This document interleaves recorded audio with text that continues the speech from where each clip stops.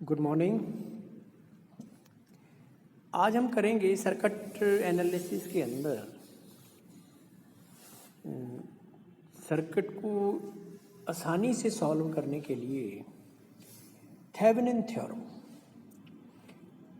तो Thevenin theorem का जो स्टेटमेंट है वो थोड़ा ध्यान से सुनिए कि यदि मान लीजिए कोई कॉम्प्लेक्स नेटवर्क है जिसमें एक या एक से अधिक जनरेटर हैं या स्रोत हैं और इसके दो निर्गत टर्मिनल हैं,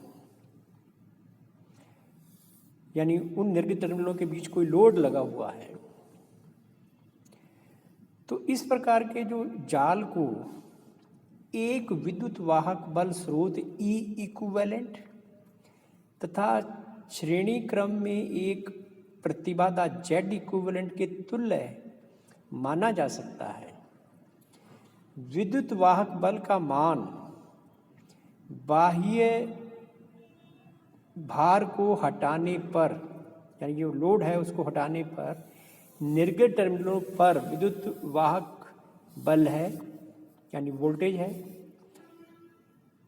और श्रेणी क्रम में जो प्रतिबाधा है वो निर्गत टर्मिनलों पर कुल प्रतिबाधा है जब परिपथ में उपस्थित स्रोतों को शॉर्ट सर्किट या लघुपथित कर दिया जाए या उनको आंतरिक प्रतिबाधा के द्वारा प्रतिस्थापित कर दिया जाए। देखिए यहाँ पर इसका जो प्रूफ है वो कुछ इस तरह से होगा कि मान लीजिए एक विद्युत परिपथ है इसमें जिसमें एक बैटरी है E, उसकी वोल्टेज है।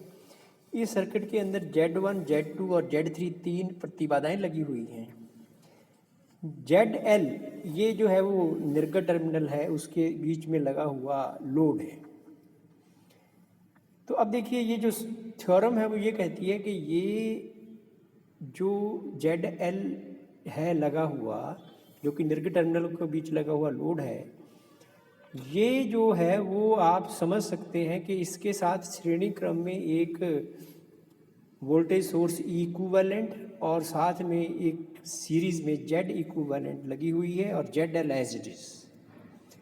ये जो इक्विवेलेंट है ये ZL के जो दोनों सिरे हैं उसको खोल दीजिए और उसके बीच कितनी वोल्टेज आएगी या विद्युत वाहक बल आएगा ये उसका मान है, तथा Z इक्विवेलेंट क्या है, ये इसी के दोनों खुले हुए सिरों के बीच ही ये प्रतिबाधा का मान है। जबकि बैटरी को शॉर्ट सर्किट मान लिया जाए तथा यदि इसका कोई आंतरिक प्रतिबाधा है तो उसकी जगह पर आप उसकी आंतरिक प्रतिबाधा सीरीज में लगा दीजिए बैटरी के। तो ये तो है इसकी स्टेटमेंट। अब हम इस स्टेटमेंट के बेसिस पर ही इस थ्योरम को प्रूव करेंगे। तो देखिए मान लीजिए इसके पहली जो ओरिजिनल सर्किट है उसके दो लूप हैं। पहले में करंट I मान लीजिए, दूसरे में मान लीजिए IL। किरचॉफ नियम लगाइए तो पहले लूप के अंदर E = Z1 + Z3I और Z3 में से IL रिवर्स डायरेक्शन में निकलेगा, सो -Z3IL। दूसरे लूप के अंदर कोई वोल्टेज सोर्स नहीं है, सो 0 = Z2 + ZL + Z3, इसमें IL जाएगा -Z3I। अब दोनों समीकरणों को सॉल्व करके अब IL की वैल्यू निकालिए। IL इसलिए क्योंकि हमें लोड में से पास होने वाला करंट इस सर्किट से भी देखना है और जो सर्किट हम इसके बाद थेवेनिन थ्योरम के मुताबिक बनाएंगे उससे भी इसी में करंट देखना है। यदि ये दोनों बराबर हुए तो ये थ्योरम जो है वो प्रूव हो जाएगी।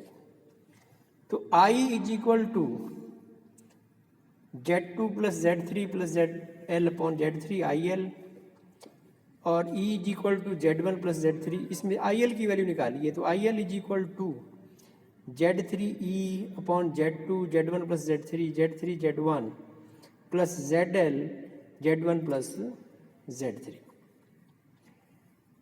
या फिर इसको आप कुछ इस तरह से फॉर्म में भी लिख सकते हैं, IL = Z3E/Z1 + Z3 upon Z2 plus Z3 Z1 upon Z1 plus Z3 plus ZL, इसको मार्क कर दीजिए इक्वेशन नंबर ए।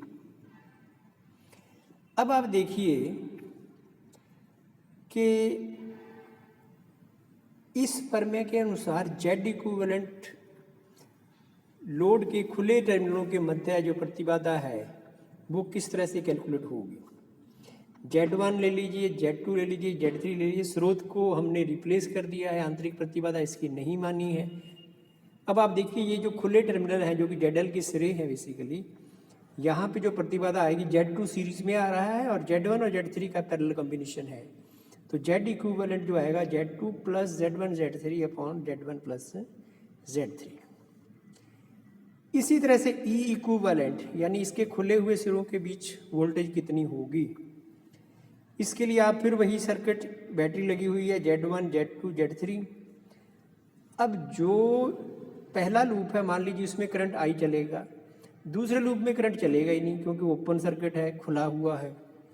जो वोल्टेज E Z3 के सिरों पर होगी वही एक्चुअली E इक्विवेलेंट होगी, क्योंकि Z2 के सिरों पे कोई वोल्टेज आने वाली नहीं है क्योंकि उसमें कोई करंट नहीं चलता। सो Z3 के सिरों पे जो वोल्टेज है उसको निकालने के लिए आप इस लूप के लिए लिखिए E is equal to Z1 plus Z3I या I is equal to E upon Z1 plus Z3। E equivalent यानी Z3 के सिरों पे जो वोल्टता है वो Z3E upon Z1 plus Z3, क्योंकि ये Z3 इंटू I है, I की वैल्यू आप निकाल चुके हैं, ये बराबर होगा इसके। अब सर्किट बनाइए जो है E इक्विवेलेंट सीरीज में Z इक्विवेलेंट और ZL, तो इसमें यदि आप I यहाँ पर भी करंट मान लें तो E equivalent is equal to Z equivalent plus ZL I की वैल्यू आएगी E equivalent Z equivalent plus upon Z equivalent plus ZL। E equivalent की वैल्यू रख दी मैंने Z3 E upon Z1 plus Z3। Z equivalent की value लिखिए Z2 plus Z1 Z3 अपॉन Z1 plus Z3 plus ZL। अब A और B समीकरण को देखिए, दोनों ही केसेस के अंदर लोड में से चलने वाला जो करंट है वो सेम है, इसलिए जो थ्योरम जो है वो प्रूव होती है कि हाँ आप इस तरह से कर सकते हैं। अब आप देखिए यहाँ पर एक न्यूमेरिकल है कि थेवेनिन प्रमेय से ZR में जो पास होने वाला करंट है उसका मान ज्ञात कीजिए। ये 10 वोल्ट की बैटरी है, प्रतिरोध लगे हुए हैं 10 ओम 5 ओम और 100 ओम का, तो ZR जो है वो 100 ओम का है। E इक्विवेलेंट उसके लिए आप बिल्कुल उसी तरह सर्किट बनाइए, 10 वोल्ट 10 ओम 5 ओम 10 ओम और ये इसको ओपन कर दीजिए। ZL के सिरे जो हैं इसमें आप किरचॉफ नियम लगाइए, तो 10 is equal to 10I plus 5I यानी 15I, तो I इज इक्वल टू आएगा आपका 2/3 एम्पियर। E इक्विवेलेंट जो कि 5 ओम के सिरों पे वोल्टता होगी, तो 5 इंटू 2/3 यानी 10/3 वोल्ट होगी 5 ओम के सिरों पर, और वही E इक्विवेलेंट होगी। अब आप Z इक्विवेलेंट निकालने के लिए A और B को खुले हुए सिरों के बीच जो प्रतिबाधा बनेगी वो 10 ओम सीरीज में है और 10 और 5 जो है वो पैरेलल में है, तो ये इन सभी का जो सम आता है वो आएगा 40/3 40/3। अब तुल्य परिपथ जो बना है उसमें 10/3 वोल्ट की तो बैटरी है और 40/3 वाली जो है वो इम्पीडेंस है Z इक्विवेलेंट, और 100 ओम जो है ZL की वैल्यू है। इसमें आप यदि किरचॉफ का नियम लगाएं तो 10/3 is equal to 40/3 I plus 100 into I। Simplify कीजिए, 10/3 is equal to I into 340/3 या I इज इक्वल टू 10/340 या 1/34 एम्पियर। इतना एम्पियर जो करंट है वो आपके ZL जो कि 100 ओम है उसमें से चलेगा। तो ये है थेवेनिन थ्योरम और उसकी वजह से कितना करंट आएगा उसकी कैलकुलेशन करने का तरीका।